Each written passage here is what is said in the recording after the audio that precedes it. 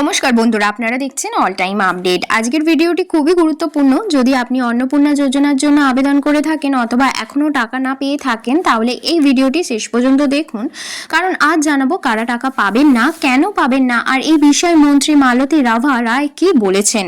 চলুন বিস্তারিত দেখে নেওয়া যাক। প্রথমেই জানিয়ে রাখি, অনেক আবেদনকারী এখনও টাকা পাননি। এতে অনেকের মনে প্রশ্ন উঠেছে, আবেদন করার পরেও টাকা কেন আসছে না। সরকারি তথ্য অনুযায়ী সব আবেদন একই সঙ্গে অনুমোদন করা হয়নি। অনেক আবেদন এখনও যাচাইয়ের পর্যায়ে রয়েছে।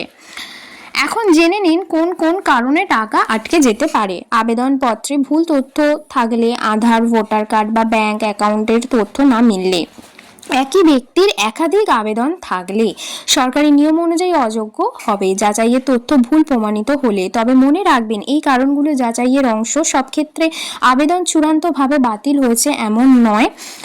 মালতী মন্ত্রী রাভা রায় জানিয়েছেন, যাদের আবেদন বাতিল হয়েছে বা এখনো টাকা পাননি, তাদের আবেদন পুনরায় খতিয়ে দেখা হবে। প্রয়োজনে বাড়ি বাড়ি সমীক্ষা করে দেখা হবে কে প্রকৃত যোগ্য এবং কে নন।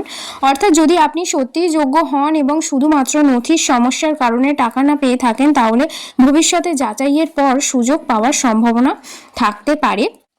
তাই এখনই আতঙ্কিত হওয়ার কোনো কারণ নেই। আপনার আবেদন যদি এখনও আন্ডার ইনকোয়ারি বা যাচাইয়ের পর্যায়ে থাকে, তাহলে সরকারি আপডেটের জন্য অপেক্ষা করুন। কোনো গুজব বা ভুয়ো খবর বিশ্বাস করবেন না। শুধুমাত্র সরকারি ঘোষণা ও নির্ভরযোগ্য সূত্রের তথ্যের ওপর ভরসা রাখুন।